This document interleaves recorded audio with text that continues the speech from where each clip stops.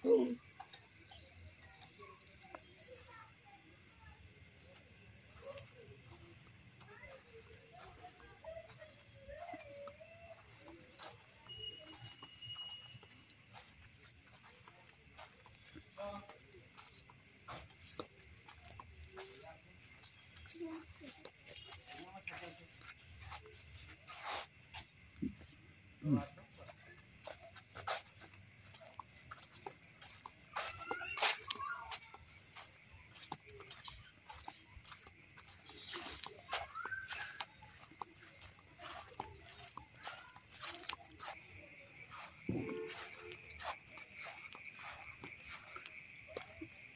আন্দোলনের অন্যতম পুরোধা কমরেড মনীষ সিং, বাংলাদেশ কমিউনিস্ট পার্টির অন্যতম প্রতিষ্ঠাতা।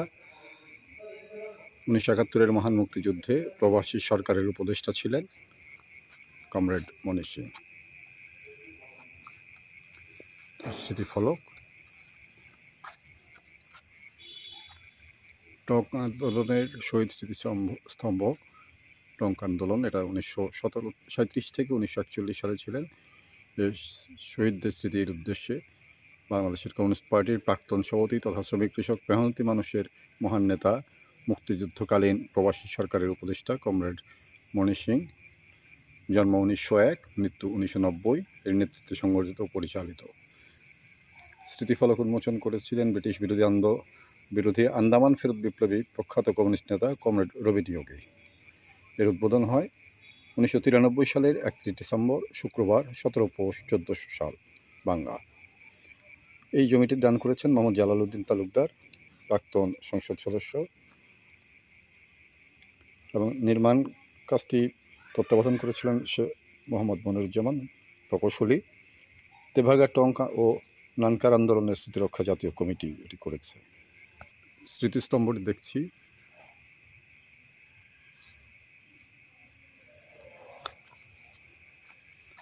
স্মৃতিস্তম্ভের পাশেই টঙ্ক আন্দোলনের একটি ছবি, টাইলস দিয়ে তৈরি মুরাল। পাশেই লেখা আছে টঙ্ক আন্দোলনের ইতিহাস। ব্রিটিশ ভারতে 3টি কৃষক আন্দোলন ইতিহাসে বিখ্যাত, সেগুলো হলো টঙ্ক, তেভাগা ও তেলেঙ্গানা কৃষক বিদ্রোহ। বাংলার লড়াই সংগ্রামের ইতিহাসের পাতায় ঐতিহাসিক যে সমস্ত আন্দোলন সংগ্রাম রয়েছে তার মধ্যে টঙ্ক আন্দোলন অন্যতম। বৃহত্তর ময়মনসিংহের তেভাগা আন্দোলনের মূল ভিত্তি ছিল টঙ্ক আন্দোলন। টঙ্ক মানে ধান কুড়ির খাজনা। ধান হোক বা না হোক জমিদারকে কড়ায় গন্ডায় ধান দিতে হবে। টঙ্ক জমির ওপর কৃষকদের কোনো সত্ত্ব ছিল না। ময়মনসিংহ জেলার উত্তরে কলমাকান্দা, সুসং, দুর্গাপুর, হালুয়াঘাট, নালিতাবাড়ি, শ্রীবর্দী প্রভৃতি থানাগুলোতে এই প্রথা প্রচলিত ছিল। কেন টঙ্ক নাম হলো তা জানা যায় না, তবে এটা স্থানীয় নাম। একমাত্র সুসং জমিদারি টঙ্ক প্রথার মাধ্যমে 2 লক্ষ মণ ধান আদায় করতেন। এই আন্দোলন সংগঠিত করে আদিবাসী হাজং জনগোষ্ঠী। টঙ্ক আন্দোলনের নেতৃত্বে ছিলেন কমরেড মনীষ সিং। সুসং এ থাকা অবস্থায় তিনি টঙ্ক কৃষকদের, এদের বেশিরভাগই ছিলেন হাজং কৃষক, শোষণের চিত্র প্রত্যক্ষ করেন। 1937 থেকে 1940 টঙ্ক আন্দোলনের প্রথম দফা, 1946-47 দেশ বিভাগ পর্যন্ত টঙ্ক আন্দোলনের দ্বিতীয় দফা, এবং 1948 থেকে 1950 টঙ্ক আন্দোলনের সশস্ত্র সংগ্রামে তার নেতৃত্বে সফলভাবে পরিচালিত হয়। দীর্ঘ 12 বছর ধরে এই টঙ্ক আন্দোলনের পুলিশের গুলিতে নারী, পুরুষ, শিশুসহ 60 জন মানুষকে প্রাণ দিতে হয়েছে। কৃষকদের শত শত বাড়ি ধূলিসাৎ ও গ্রাম পুড়িয়ে ছারখার করা হয়েছে। টঙ্ক আন্দোলনে যে সমস্ত লড়াকু বীর শহীদ হন তাদের মধ্যে রাসমণি অন্যতম। এই আন্দোলনের মধ্য দিয়ে এলাকায় কৃষক সভা ও কমিউনিস্ট পার্টির শক্তিশালী তৃণমূল সংগঠনও গড়ে উঠেছিল। 1950 সালে টঙ্কের পরিবর্তে টাকায় খাজনা প্রবর্তিত হয় এবং জমিতে কৃষকের সত্ত্ব স্বীকৃত হয়। টঙ্ক আন্দোলনে কমরেড মনীষ সিংয়ের সহযোগী হিসাবে সংগঠকের ভূমিকা যারা পালন করেন তাদের মধ্যে অন্যতম ছিলেন ললিত সরকার, লেঙ্গুরা, কলমাকান্দা, নেত্রকোনার; ভূপেন ভট্টাচার্য, লেঙ্গুরা, কলমাকান্দা, নেত্রকোনার; প্রমোদ গুপ্ত, হালুয়াঘাট, শেরপুর; জলধর পাল, নালিতাবাড়ি, শেরপুর। এরপর হচ্ছে শহীদদের আত্মদানের তারিখ ও স্থান দেয়া আছে। এখানে তালিকাটা আছে 31 জনের।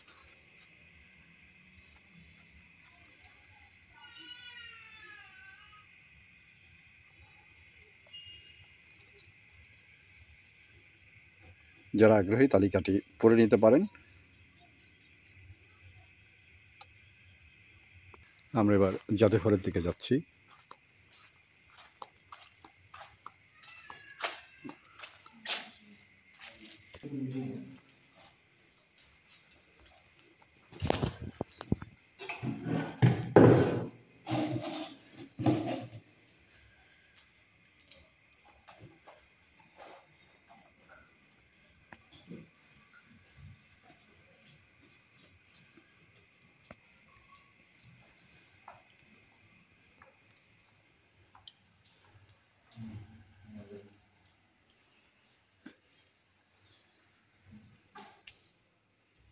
কমরেড অনিমা সিং 21 ফেব্রুয়ারি 1988 জন্ম, মৃত্যু 1 জুলাই 1980। আরেকজন বিখ্যাত নেত্রী কুমুদিনী হাজং, 23 মার্চ 2024 তিনি মারা গেছেন। এটি মূলত এখানে একটি মিলনায়তন আছে, মঞ্চ, বসার ব্যবস্থা। আমরা এবার মিউজিয়ামের দিকে যাচ্ছি। সামনেই দেখা যাচ্ছে কমরেড মণি সিংয়ের যুবক ছিলেন যখন, সেই সময়ের একটি ছবি, রাইফেল হাতে এই টঙ্ক আন্দোলনে নেতৃত্ব দিয়েছিলেন যখন, সেই সময়ের কথা এটি।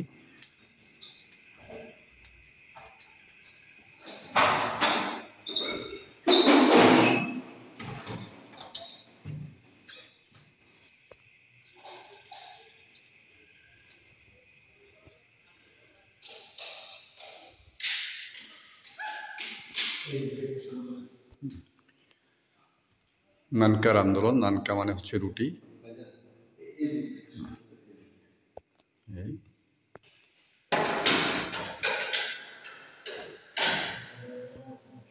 শুরুতেই আছে কমরেড মণি সিংয়ের পারিবারিক পরিচয়।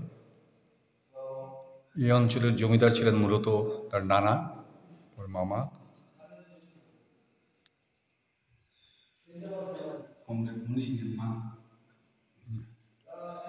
কমরেড মণি সিংয়ের 20 বছর বয়সের ছবি। কমরেড মানবেন্দ্রনাথ রায় মূলত এই অঞ্চলে তিনি ভারতের কমিউনিস্ট পার্টির অন্যতম প্রতিষ্ঠাতা। মেক্সিকোর কমিউনিস্ট পার্টিও প্রতিষ্ঠা করেছিলেন তিনি। কমরেড মণি সিং এবং তার মা। কমরেড মণি সিংয়ের মা সরলা দেবী, কমরেড মণি সিং নয়, কমরেড মণি সিংয়ের মা সরলা দেবীর সাথে তার বড় নাতি ননী গোপাল সিং।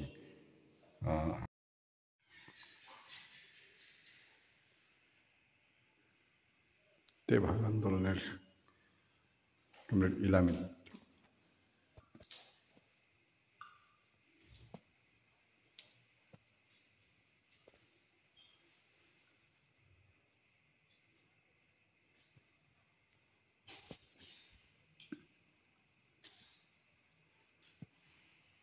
মুক্তিযুদ্ধের সময়কার নেতা যারা ছিলেন,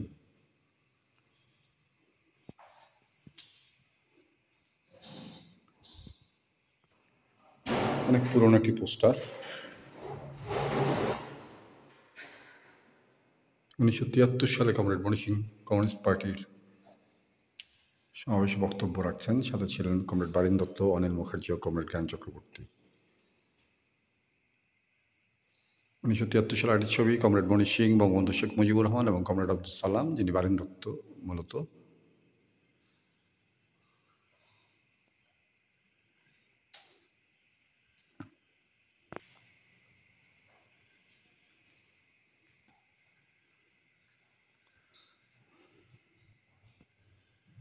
ছিয়াত্তর সালে বুলগেরিয়ার জর্জি দিমিত্রিভ থেকে পদকে ভূষিত হয়েছিলেন কমরেড মণি সিং। 1980 সালে সোভিয়েত ইউনিয়নের অর্ডার অফ পিপলস ফ্রেন্ডশিপ পদক। 1983 সালের জন্মদিনে শাহরুখ সিপিবির পক্ষ থেকে কমরেড ফরহাদ, হুজুর ইসলাম সেলিম, মঞ্জুর হাসান খান, কমরেড মণি সিং। স্বাধীনতা পুরস্কার কমরেড মণি সিংয়ের, নিজের হাতে লেখা। 1981-তে মণি সিং শেখ হাসিনা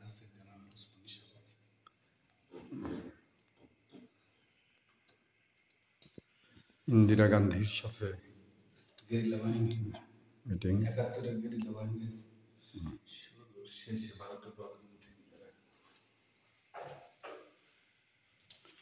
আতাউর রহমান খান, শেখ মুজিবুর রহমান ও কমরেড মণি সিং।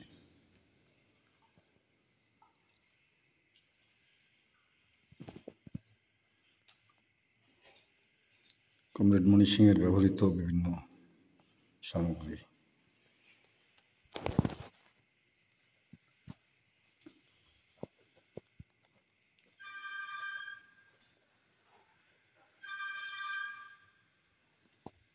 কমরেড মণি সিং ব্যবহৃত খাট, তার ব্যবহৃত কিছু সামগ্রী,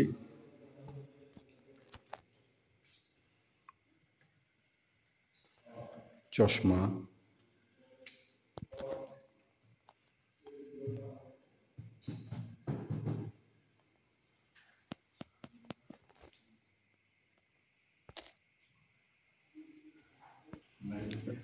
লাইব্রেরি এটি।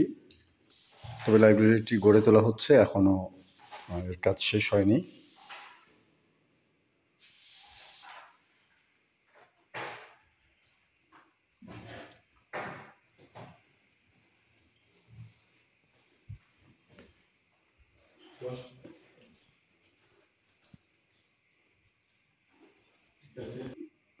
ছোটদের মণি সিং, এটা আক্তার হোসেন, বিখ্যাত ছড়াকার আক্তার হোসেন, তার লেখা। এটি হচ্ছে আনান মুস্তাফিজ মুগলিকে লাইব্রেরির পক্ষ থেকে, জাদুঘরের পক্ষ থেকে মোহাম্মদ উজ্জ্বল ইসলাম তিনি উপহার দিচ্ছেন।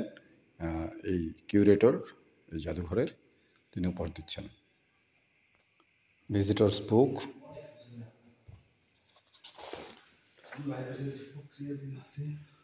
সংস্কৃতি মন্ত্রণালয়ের উপসচিব রাজীব কুমার সরকারের লেখা, সুভাষ সিংহ রায় ছাত্রলীগ।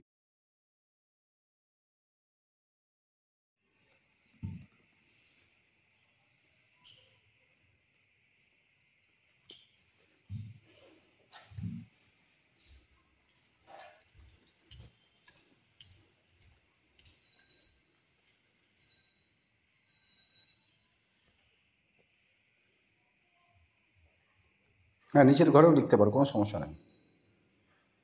লিখতে চাও আর? ঠিক আছে, দাঁড়াও একটু।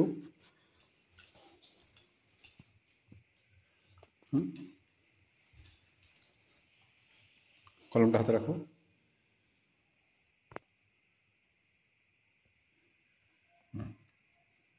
শোনো,